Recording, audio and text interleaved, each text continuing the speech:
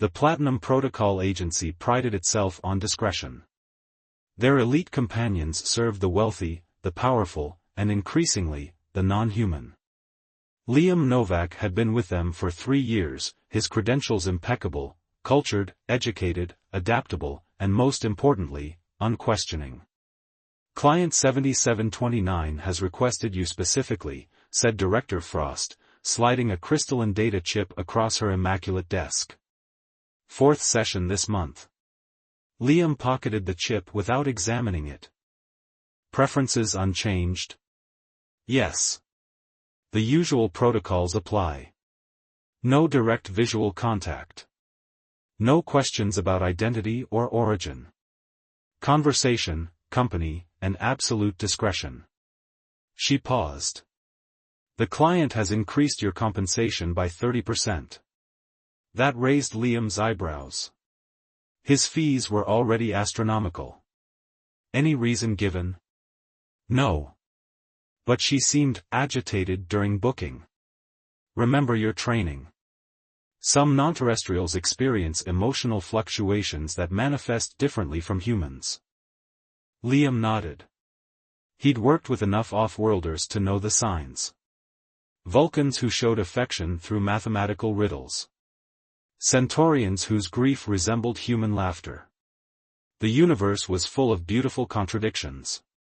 The transport pod deposited him at a private dock extending from the Lake Armstrong luxury habitat. The habitat hung suspended over the lunar surface, its crystal dome reflecting Earth's blue glow. Inside, environmental systems created the illusion of a terrestrial evening, complete with artificial breeze and distant birdsong. The apartment door recognized his biometric signature and slid open.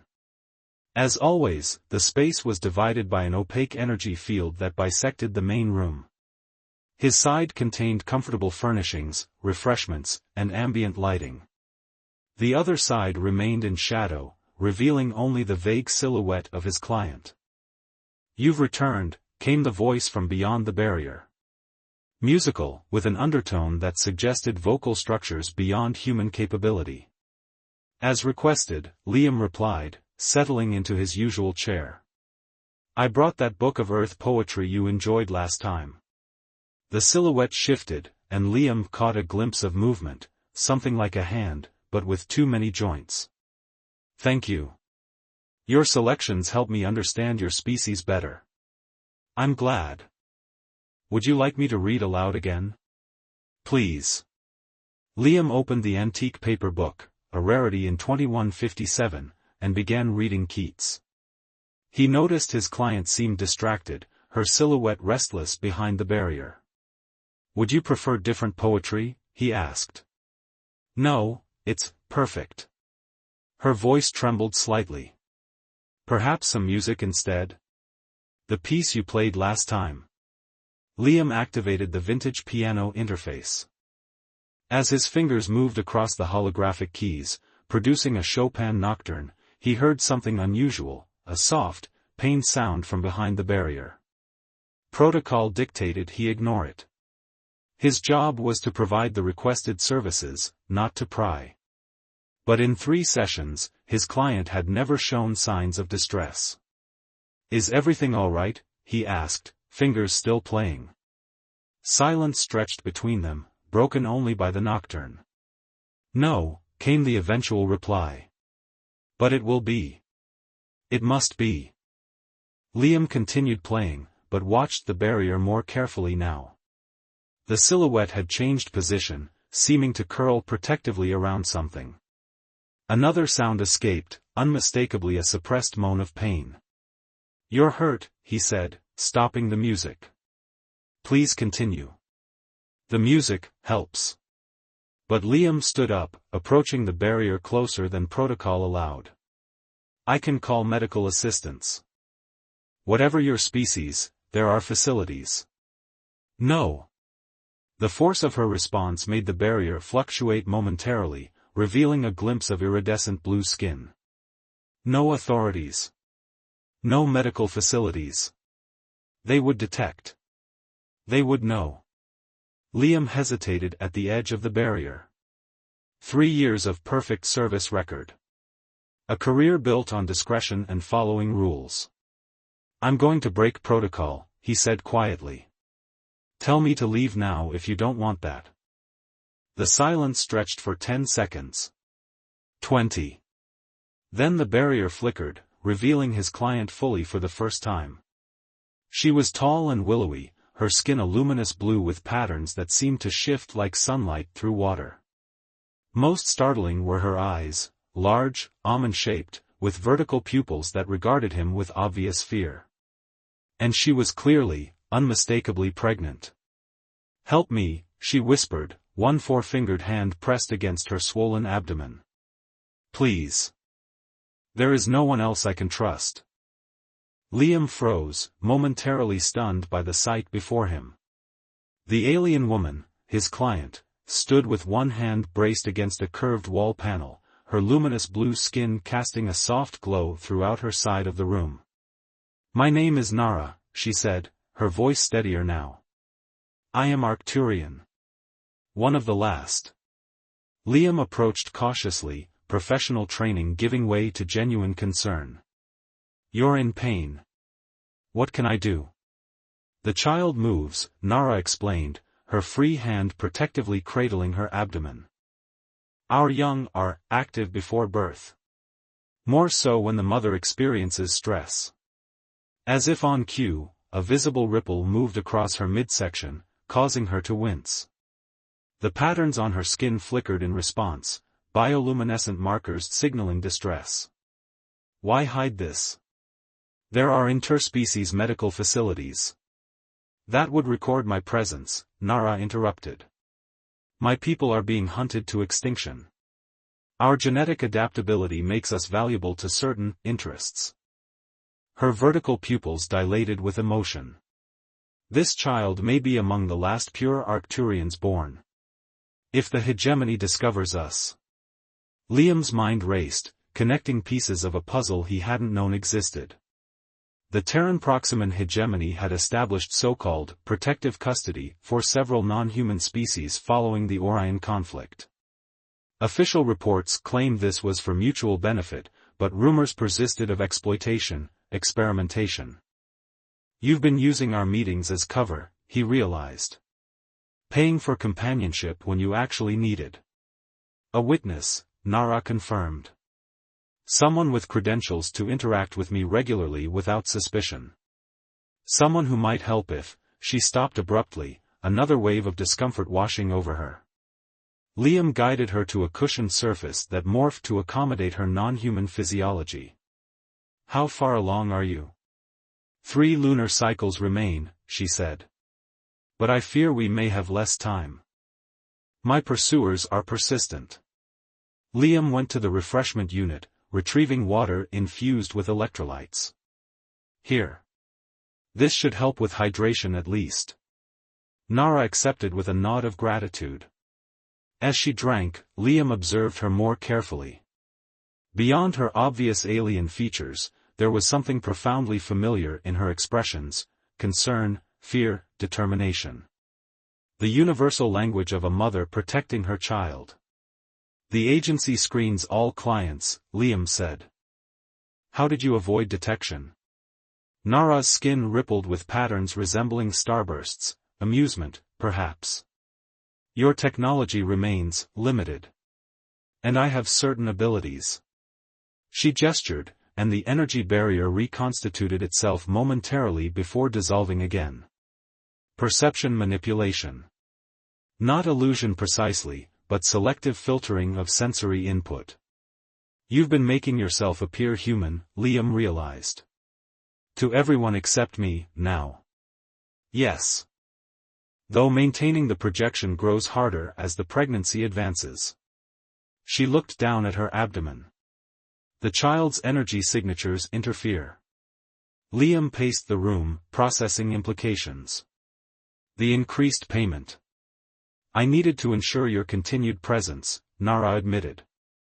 "And to compensate for the risk I knew I might eventually ask you to take." "Why me?" Her expression softened, the patterns on her skin forming gentle spirals. You spoke of poetry and music with genuine passion. You treated me as a person, not an alien curiosity. Most importantly, your psychological profile suggested someone capable of seeing beyond species. Liam was saved from responding by a sharp alert from the apartment's security system. A holographic display materialized, showing two figures in unmarked uniforms at the habitat's main entrance. Their posture and movements screamed enforcement to Liam's trained eye. They found me, Nara whispered, skin pulsing with agitation. Hegemony trackers. They must have detected the child's energy signature during the last growth phase. Liam checked the security feed. The agents were presenting credentials to Habitat Security.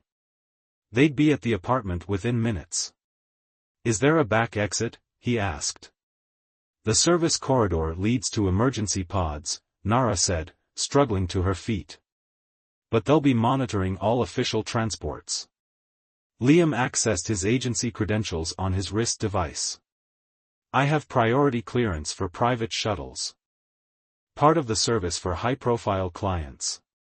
He faced Nara directly, knowing the next moment would change everything. Walking away meant safety, continuation of his comfortable life.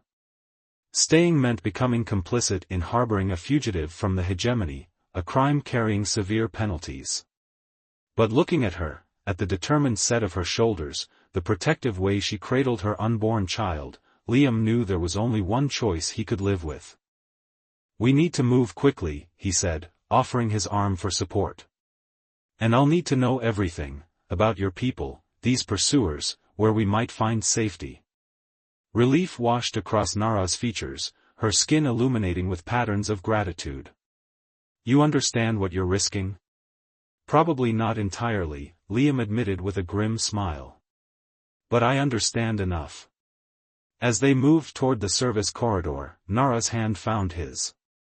The touch was strange, her skin cooler than human norm, the extra joint in each finger creating unusual pressure points, but the gesture itself transcended species. The Arcturian tradition holds that those who aid in bringing new life deserve a place in that life's future, she said softly. Liam wasn't sure what that meant, but as the security alert blared again, he knew they'd have time to discuss traditions later, if they survived the next few hours. The corridor door sealed behind them just as the main entrance to the apartment began to unlock. The maintenance tunnels beneath Lake Armstrong habitat formed a labyrinth of narrow passages, dimly lit by emergency lighting strips. Liam led the way, one hand extended back to guide Nara, who moved with surprising grace despite her condition. The private docks are 2 levels down, he whispered. My clearance should get us access to a short-range shuttle. That won't be enough, Nara replied, her voice tight with strain. The luminescent patterns across her skin had dimmed, conserving energy, she'd explained, to shield her child's biosignature. They'll have orbital security alerted by now. A distant clang of access doors echoed through the tunnels. Their pursuers had discovered their escape route. Liam pulled them into a small maintenance alcove, activating his wrist console. I know someone who might help. Military background, flew extraction missions during the Orion conflict. Owes me a favor. You trust this person? Nara's vertical pupils expanded in the dim light. With my life, Liam said, then glanced at her abdomen. And now with yours. The communication was brief, coded. When it ended, Liam's expression had hardened with resolve. Shuttle Bay 6. 30 minutes. Until then, we keep moving.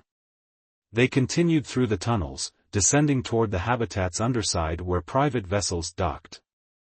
Twice they froze as security patrols passed nearby, and once Nara had to use her perception abilities to mask their presence from a maintenance worker. Each use depletes energy the child needs, she explained after, leaning heavily against a wall. I cannot do this many more times. Liam studied her with growing concern. You need to rest. There is no time. 5 minutes, he insisted, helping her sit on a maintenance platform. Tell me about your people while we wait. Why are they hunting you specifically? Nara's skin rippled with complex patterns, sadness, Liam had begun to recognize. The Arcturians were peaceful researchers and explorers. When humans achieved interstellar capability, we were among the first to welcome them. I've never heard of Arcturians in any official contact records, Liam said. The hegemony erased those records after the purge began. Her hand moved protectively over her abdomen. Our genetic structure has unusual properties: adaptability, regeneration, compatibility with diverse biospheres. Valuable traits for those who wish to engineer biological weapons or enhance soldiers. So they're hunting your people for your genetic material, Liam concluded grimly. What remains of it? Our central worlds were quarantined, then sterilized. Claimed pandemic containment. Her voice had gone flat, emotionless, a defense mechanism against unimaginable trauma. Survivors scattered. Some sought sanctuary with other species. Most were captured or killed. And you?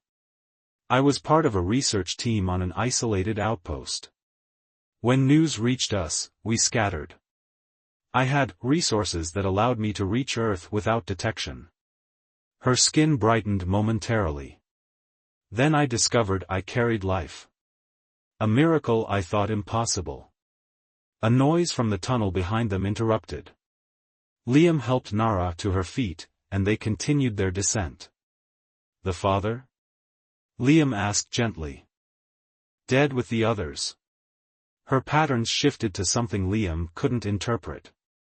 Arcturians can preserve genetic material internally for years before conception. When I realized I might be the last, I allowed the process to begin. They reached a junction where the tunnel split into 3 directions. Liam consulted his wrist display, then pointed left. This way to the shuttle bays.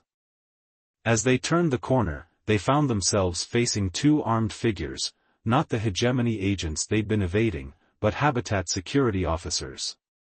Standard procedure during alerts.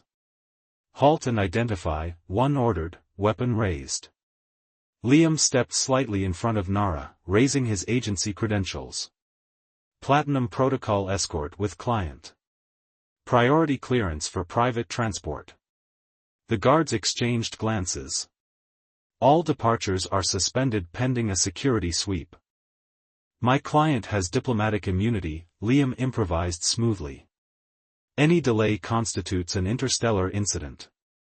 Please check Protocol 739. The moment of hesitation was all Nara needed.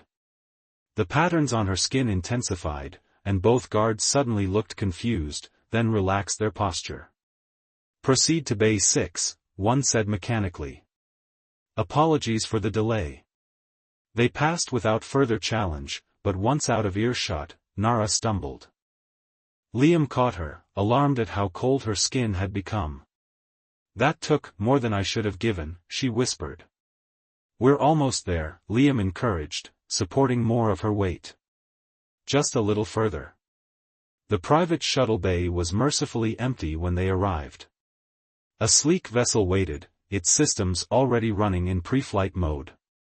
Standing beside it was a tall woman with close-cropped silver hair and the unmistakable bearing of a veteran. Captain Danica Reed, she introduced herself tersely. Your message said this was life or death, Novak. I see you weren't exaggerating. Her eyes widened at the sight of Nara, but to her credit, she showed no other reaction. Arcturian. Thought your kind were gone. Not quite yet, Nara responded with dignity. Danica nodded once. Good. Universe needs more survivors, fewer executioners. She gestured to the shuttle. I've filed a false flight plan, medical transport to Ganymede Station. Should buy us enough time to reach my main vessel in the asteroid belt. Liam hesitated. This is where I should thank you and say goodbye. Both women looked at him with surprise. You've risked enough already, Nara said softly. Your life here is over regardless, Liam finished for her. I've helped a fugitive escape hegemony custody. There's no going back now. The truth of it settled on him fully for the first time. His career, his home, his carefully constructed life, all sacrificed in a single choice. Yet looking at Nara, seeing the hope his decision had kindled, he found he couldn't regret it. Besides, he added with a small smile, you said something about Arcturian traditions. About those who help bring new life deserving a place in that life's future. I'd like to learn more about that. The patterns across Nara's skin brightened into brilliant, intricate spirals, joy, unmistakably. Then let's not waste any more time, Danica interrupted, though her expression had softened. The hegemony isn't known for giving up easily, and we've got a lot of space to cover before you're both truly safe. As they boarded the shuttle, Liam took one last look at the habitat that had been his home. Then he turned away, toward the stars, toward uncertainty, and toward a future he'd never imagined possible.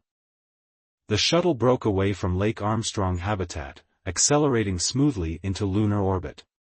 From the viewport, Earth hung like a blue jewel against the blackness of space, deceptively peaceful from this distance.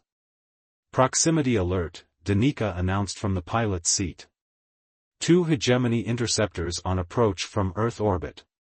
Liam exchanged worried glances with Nara, who sat with eyes closed, conserving her strength. Can we outrun them? Not in this, Danica replied, hands dancing across the control interface.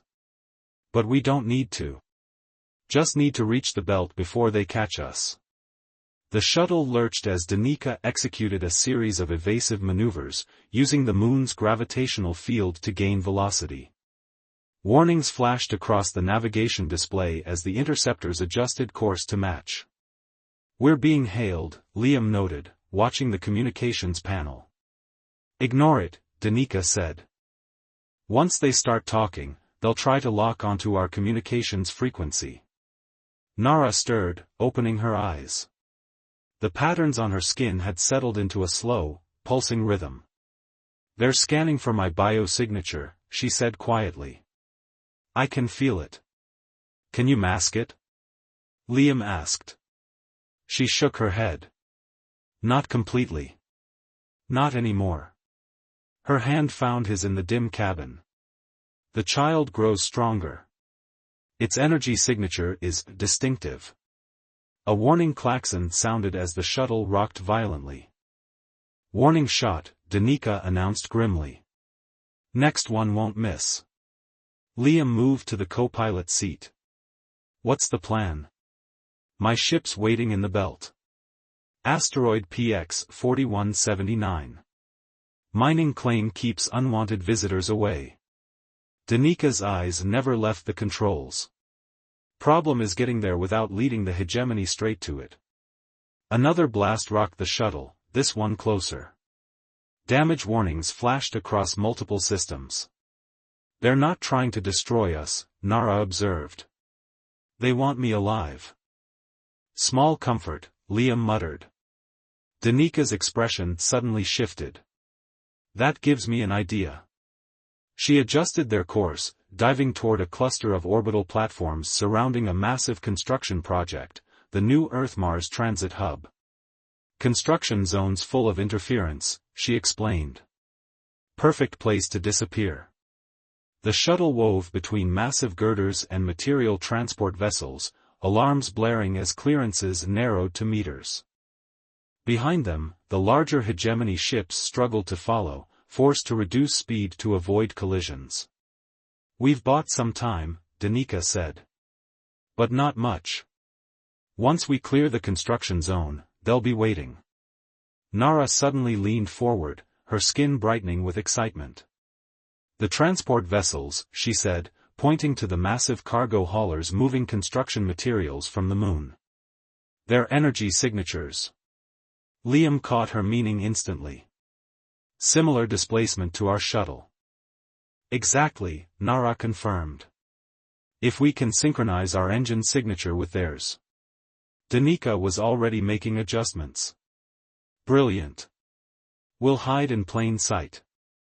The shuttle slipped into formation with a convoy of automated haulers departing the construction zone toward the asteroid belt. Danica expertly matched their velocity and power signature, effectively masking their presence among the larger ships. "They're still searching the construction zone," Liam reported, watching the sensor display. "Haven't realized we've slipped past yet." For the first time since their escape began, tension eased somewhat in the small cabin. Danica set the controls to autopilot and swiveled her chair to face her passengers. "That buys us about 3 hours before we reach the belt," she said. "After that, we transfer to my ship, the Nomad's Promise. She's not pretty, but she's fast and she doesn't appear on any registry." Nara's skin had paled, the luminescent patterns fading to a soft glow. Liam moved to her side, concern evident in his expression. "You need to rest," he said gently. "The child is restless," she replied, wincing slightly. "The stress of escape affects it." Danica retrieved a medical scanner from a compartment. "May I?" she asked, gesturing toward Nara's abdomen. After a moment's hesitation, Nara nodded permission. Danica ran the scanner carefully, studying its readings.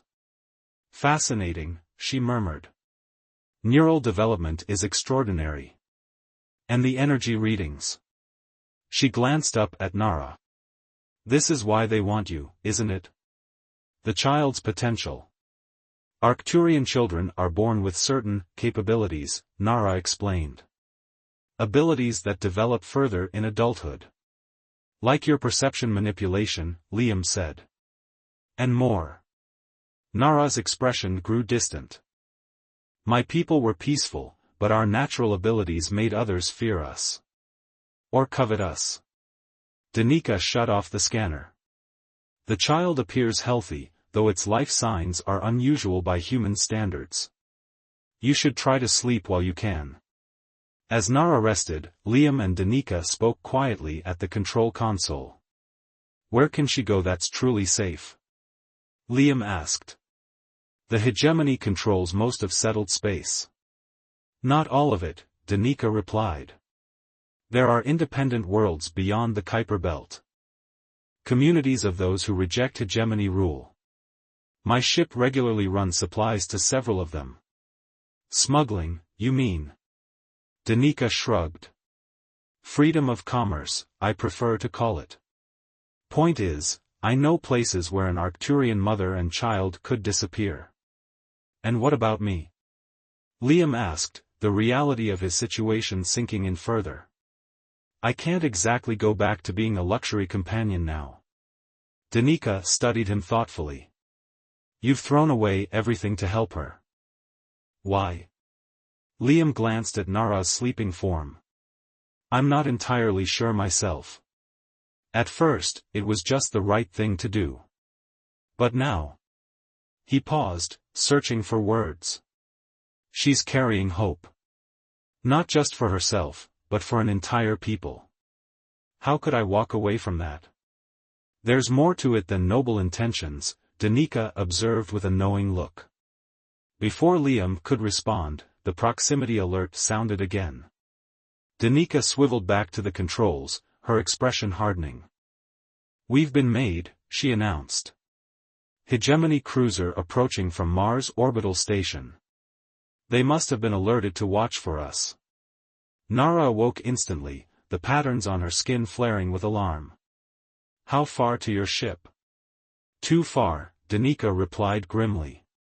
"We need another solution." The shuttle rocked as a tractor beam locked onto them, pulling them away from the transport convoy. Liam watched helplessly as their velocity decreased. "Options?" he demanded. Danica's hands flew across the controls. "Working on it." Nara rose unsteadily, moving to stand between them. Her skin began to glow more intensely, the patterns shifting into formations Liam hadn't seen before. "What are you doing?" he asked. "What I must," she replied, her voice strained.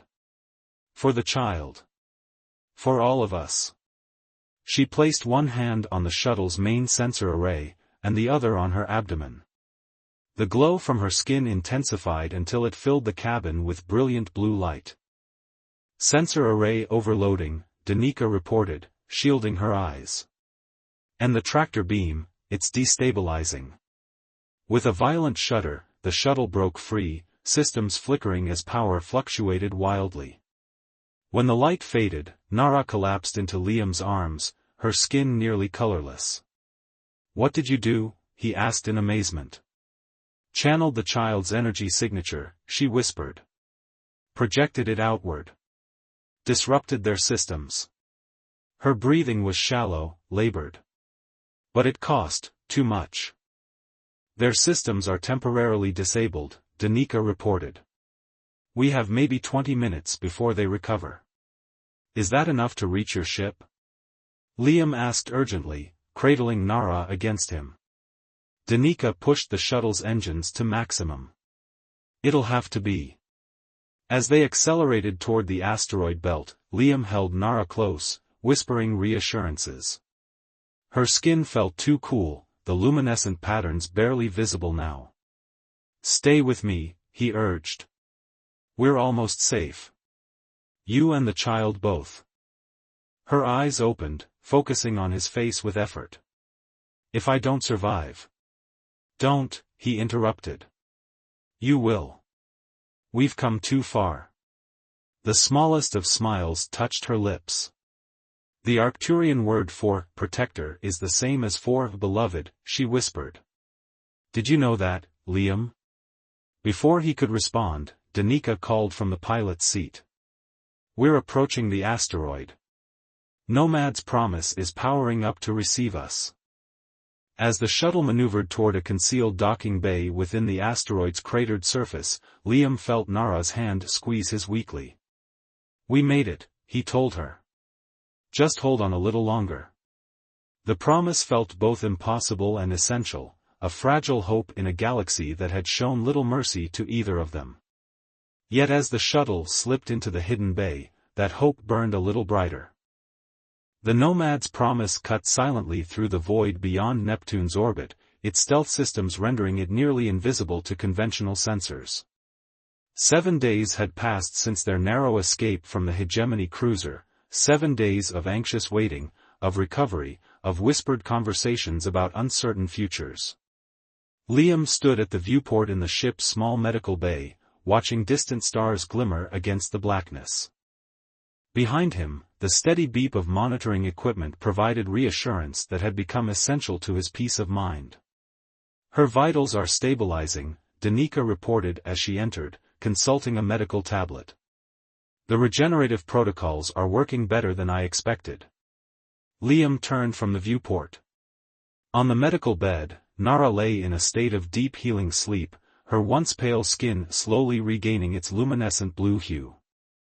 Faint patterns rippled across her abdomen, signs of the child's continued development. "And the baby?" he asked. "Remarkably resilient," Danica replied with genuine admiration. "Whatever she did to disrupt that tractor beam nearly depleted her completely, but she managed to shield the child from the worst effects." Liam gently placed his hand over Nara's. In the days since their escape, the gesture had become second nature. "When will she wake?" "Soon. Her species recovers differently than humans. The healing trance is deliberate, all energy directed toward recovery and the child's development." Danica watched him thoughtfully. "You care for her deeply. More than simple duty or compassion would explain." Liam didn't deny it. "Is it so strange? In a universe filled with endless forms of life, that connection might transcend species?" "Not strange," Danica said. "Rare, perhaps. But then, everything about this situation is rare." She checked the navigation display embedded in the wall. "We'll reach the sanctuary coordinates in approximately 12 hours. You should rest before then." But Liam remained, unwilling to leave Nara's side. As Danica departed, he settled into the chair beside the medical bed, continuing his vigil. Hours later, a subtle change in the patterns on Nara's skin drew his attention. The luminescence brightened, shifted, formed complex spirals that flowed like water. Then her eyes opened, vertical pupils adjusting to the dim light. "Liam," she whispered, voice hoarse from disuse. "I'm here," he responded, squeezing her hand gently. "We're safe. Both of you." Nara's free hand moved to her abdomen, where the patterns pulsed in response to her touch. "The child sensed your presence," she said softly. "Even in my healing trance, I felt you near." Something swelled in Liam's chest, an emotion beyond simple relief or affection. "How do you feel?" "Renewed," she answered, attempting to sit up. Liam helped position cushions behind her. "Though not yet at full strength. Danica says we'll reach the sanctuary soon," he told her. "A settlement called Nova Haven, beyond hegemony control." Nara's expression grew solemn. "And you? Have you decided what you will do once we arrive?" The question hung between them, weighted with unspoken possibilities. Liam had been considering little else during the long journey.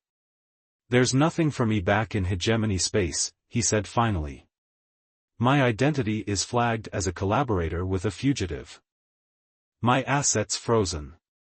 My life there is over." "I never intended," Nara began. "I know," Liam interrupted gently. "And I don't regret my choice. But the question now is what comes next." The ship's intercom activated. "You might want to come to the bridge," Danica's voice announced.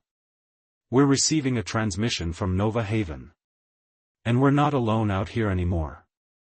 They made their way to the bridge, Nara moving slowly but steadily with Liam's support.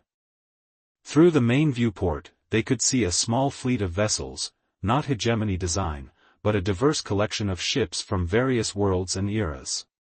"Defensive patrol," Danica explained. "Nova Haven takes security seriously." On the communications screen, a face appeared, humanoid but clearly non-human, with ridged features and eyes that reflected light like a cat's. "Captain Reed," the figure greeted Danica. "Your arrival is anticipated. We received your coded message regarding your passengers." "Administrator Vex," Danica responded with a respectful nod. "Our situation is somewhat urgent. My passenger is an Arcturian female in the late stages of pregnancy." The administrator's expression shifted to one of astonishment. "Arcturian? We believe them extinct." "Not quite," Nara said, stepping forward where the transmission could capture her image. Administrator Vex studied her silently for a moment, then bowed deeply.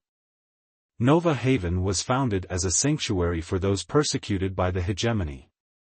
You will find safety here, last daughter of Arcturus." "Not the last," Nara corrected, her hand resting on her abdomen. The patterns on her skin formed what Liam had learned to recognize as an expression of determined hope. Perhaps the first of a new beginning. The administrator nodded understanding. "Medical facilities await your arrival. And after, permanent residence if you desire it." When the transmission ended, Danica busied herself with docking preparations, giving Liam and Nara a moment of privacy on the bridge. "This sanctuary," Liam said. "Will it truly be safe?"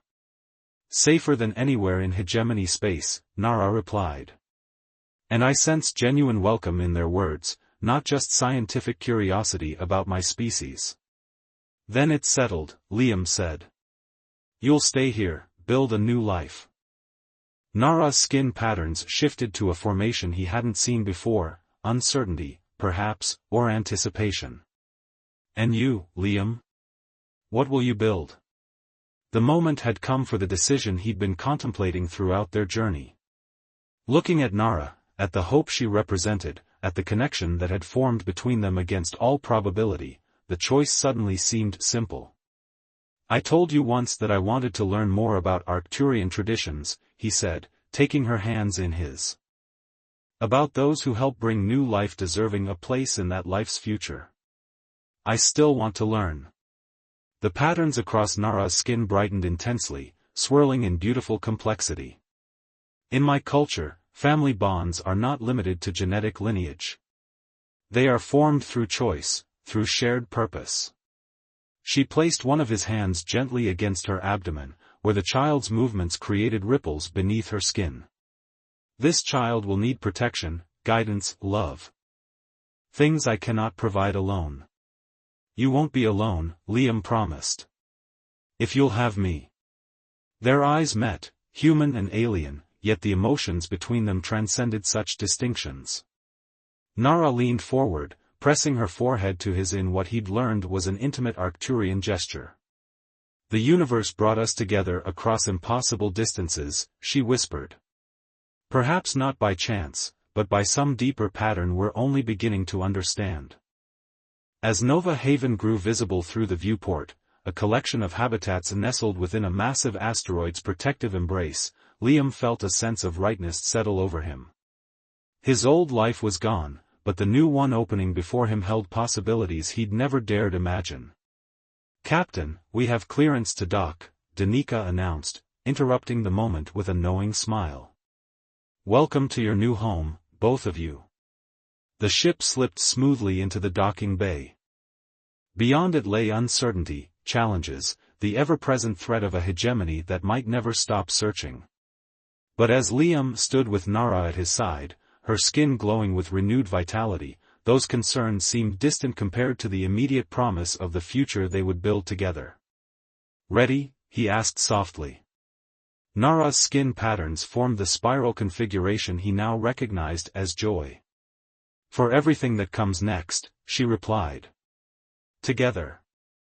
Hand in hand, they prepared to step into their new world, one where differences of origin and species mattered less than the bonds of choice, courage, and love that had brought them across the stars to this moment of beginning.